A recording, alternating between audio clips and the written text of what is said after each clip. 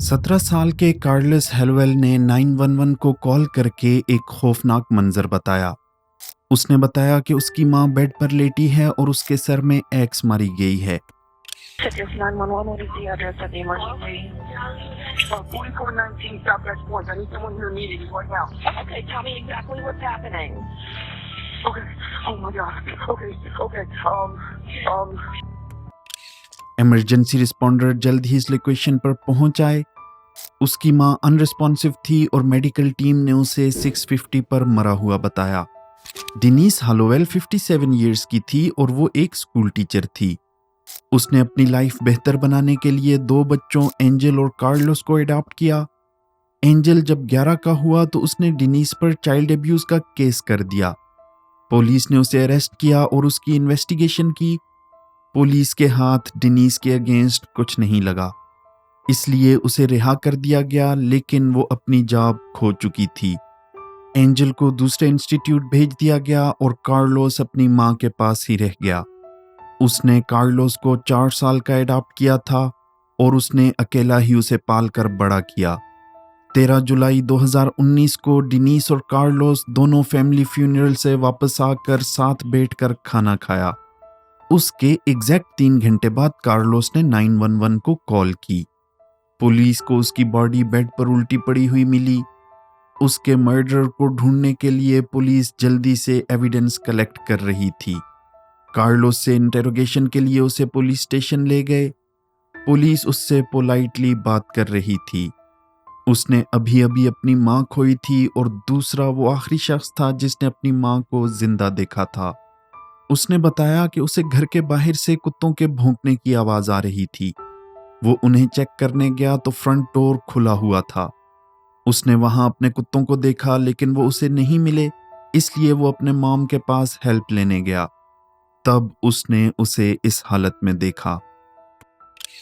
Barking from my side of the house, which is abnormal.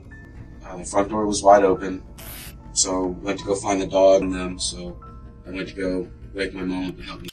Detective ने जब पूछा कि जब वो इंटर हुआ तो उसने क्या देखा, उसने बताया कि उसने अपनी मॉम की साइड पे एक्स देखी और डिनीस आहिस्ता आहिस्ता सांस ले रही थी। So what did you see when you walked in your mom's room?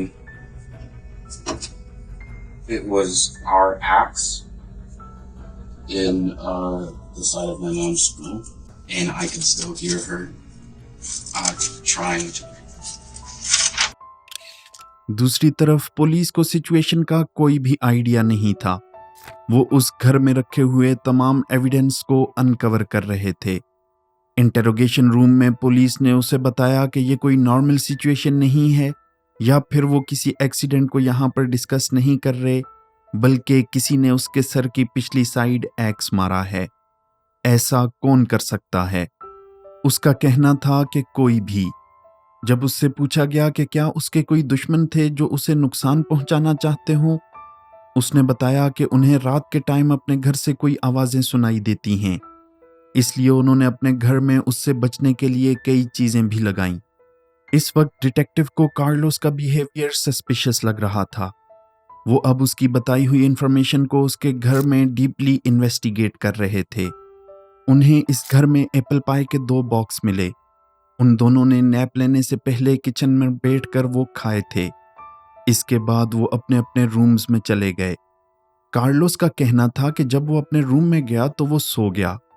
थोड़ी देर बाद उठा तो उसने कुछ लोगों को टेक्स्ट मैसेज किए और फिर दोबारा सो गया। डिटेक्टिव ने पूछा कि क्या इसके बाद तुम उसके रूम में नहीं गए? अगर वो कहीं गई भी हो तो उसे उसका नहीं पता होगा। उसका कहना था कि जहां वो सोया हुआ था वो घर की दूसरी साइड थी और उसकी नींद इतनी गहरी है कि उसे नहीं पता चलता कि वो कहीं भी हो। Does it go anywhere else or something? I don't. I usually don't know. I'm a heavy sleeper and I sleep on that side of the house. Her car's where the garage is, so I usually can't hear it. Or nor do I now. I usually have. वो कुत्तों के भौंकने की आवाज से उठा। इसके बाद जब वो अपनी मां के रूम में गया तो वो कोई आंसर नहीं कर रही थी, सिर्फ आहिस्ता आहिस्ता सांस ले रही थी। उसे समझ नहीं आ रहा था कि वो इस सिचुएशन में क्या करे। ना ही वो कुछ स्टूपिड करना चाहता था। इस पॉइंट पे उसे लग रहा था कि वो मर रही है।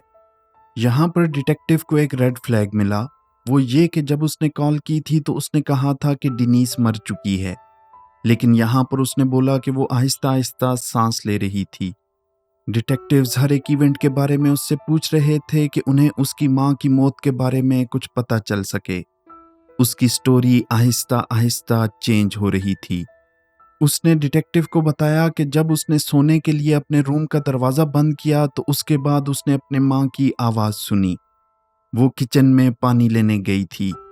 डिटेक्टिव ने यहाँ पर उससे कहा कि उसकी स्टोरी बार बार चेंज हो रही है और वो उन्हें बहुत कंफ्यूज कर रहा है, क्योंकि उसने पहले कहा था कि अपने रूम में जाने के बाद उसने कोई भी आवाज़ नहीं सुनी।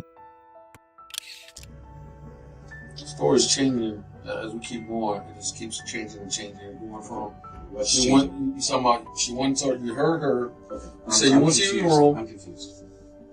You said you went to your room. Yes. You closed your door. You heard your mom walk to her room and close her door. Right. She was doing. यहाँ पर क्लियरली पता चल रहा था कि वो झूठ बोल रहा है। अगर वो सच बोल रहा होता तो उसे सब कुछ सही से याद होता और वो अपनी स्टोरी बार बार चेंज न करता। 50 मिनट की इंटेरोगेशन के बाद इन्वेस्टिगेटर्स कार्लोस को अकेला छोड़कर बाहर चले गए। 20 मिनट बाद वो दोबारा रूम में एंटर हुए और इस बार वो अपने साथ नई इन्फॉर्मेशन लाए। उन्हें पता चला कि कुछ मंथ पहले कार्लोस की कंप्लेन की गई है।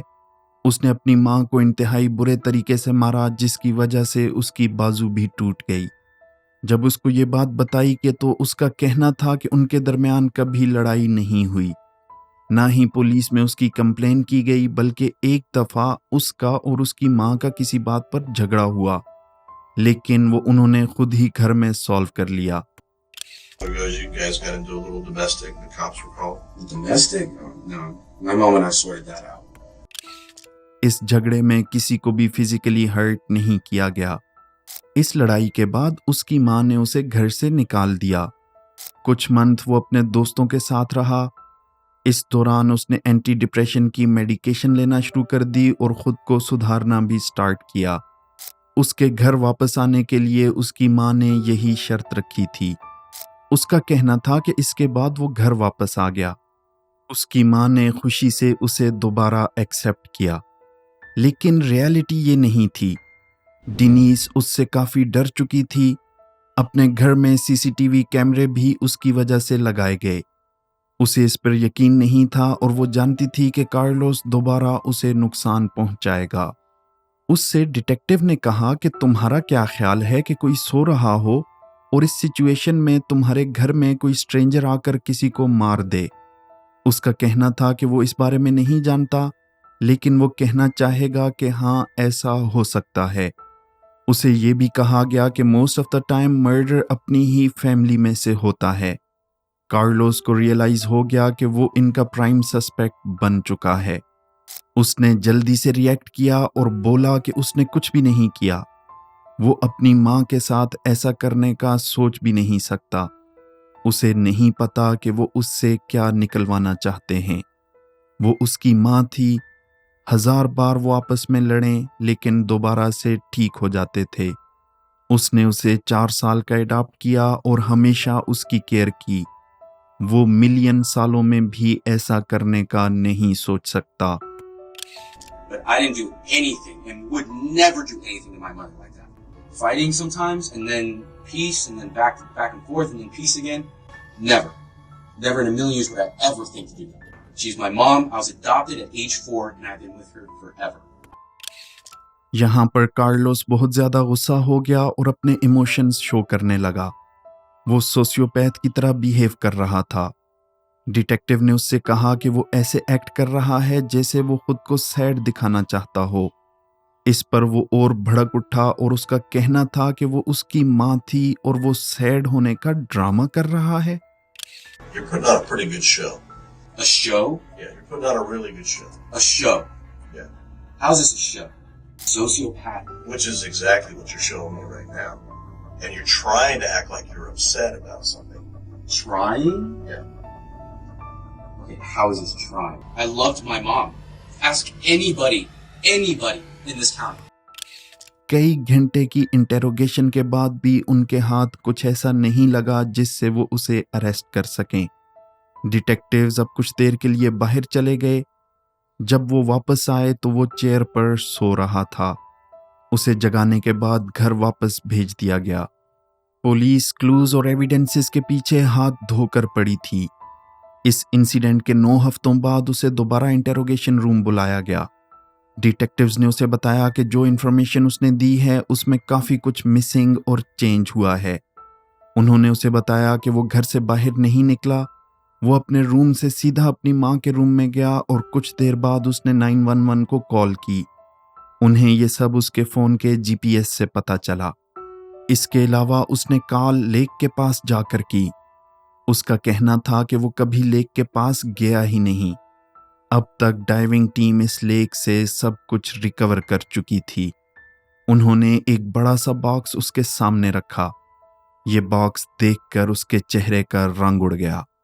वो जानता था कि अब सब कुछ पुलिस के सामने आ चुका है। इस बॉक्स में सीसीटीवी कैमरे और डिनीस का मोबाइल फोन पड़ा था। My camera's down by the lake. Okay. You see how this is stacking up? I understand. But I'm still. And the only way I can help you is if you come up front and say, we had a fight, there was a total accident, something like that. If that's what happened, then tell me the truth. I need to know. अब उसे सच बताने के लिए कहा गया। उसका कहना था कि उस दिन कुछ भी बुरा नहीं हुआ। सब कुछ नॉर्मल था, एक परफेक्ट अच्छे दिन की तरह। उसने ये सब कुछ लेक में इसलिए फेंका क्योंकि वो अपनी माँ को देखने के बाद पैनिक कर गया। उसे कुछ भी समझ नहीं आ रहा था, इसलिए उसने उसका मोबाइल फोन और कैमरे उतारकर लेक में फेंके और फिर 911 को कॉल की। Like really bad. Because mom's there, panicked, and just grabbed the one that's facing the front door. I grabbed the phone and I grabbed the thing. The one that was up there, the deal back then. And I dumped it in the lake. And then I called either before or after that. उसकी इन बातों की कोई समझ नहीं आ रही थी। उस दिन अगर उसने कुछ बुरा नहीं किया तो उसे क्या जरूरत थी इन सब चीजों को फेंकने की। उसका कहना था कि उसे कुछ याद ही नहीं। वो एक के बाद एक झूठ बोल रहा था और साथ साथ अपनी स्टोरी भी चेंज कर रहा था। डिटेक्टिव्स ने उसे बताया कि फोन से शो हुआ कि वो कभी सोया ही नहीं। इसके बाद उसने बताया कि उसे इतना याद है कि उसके हाथ में एक्स थी और वो घर के बाहर खड़ा था। आहिस्ता आहिस्ता वो सारे सच बता रहा था। फिर उसने एक्स तेज किया। इसके बाद उसने वो एक्स अपनी माँ के सर के पास देखी। इससे ज्यादा उसे और कुछ याद नहीं आ रहा। I remember being outside at the shed and grabbing the axe. But other than that, that's all I remember. Which is why I also panicked, because I remember the last thing I did was grab the axe. Because I remember sharpening the axe, and then some it's in the back of my head. Detective ने उसे ज्यादा सोचने को कहा। उसने बताया कि वो एक्स लेकर घर के अंदर गया। फिर उसने अपनी माँ को जगाया लेकिन वो नहीं जागी। उसने वो कुल्हाड़ी ली और उसके सर में मार दी। उसे मारने के बाद उसने फौरन 911 को कॉल की ताकि उसे बचाया जा सके। उसने उसकी पल्स भी चेक की। उसकी माँ के नाक से खून आ रहा था और इस पॉइंट पर वो जिंदा नहीं थी। Walked in the house with the axe, with not the intent of doing that. I don't know if something was said. Because usually I try to talk to her. I'll say, "Hey mom, get up. We gotta go work." Or, "Hey mom." If you hit her with the axe, is that when you call 911 right after? Immediately. Right after you hit her? Right after I went, bam, phone 911, checked her breathing, pulse. उसने ये तो confess कर लिया कि उसने अपनी mother को मारा है, लेकिन डिटेक्टिव को उसके पीछे का मोटिव अभी तक समझ नहीं आया।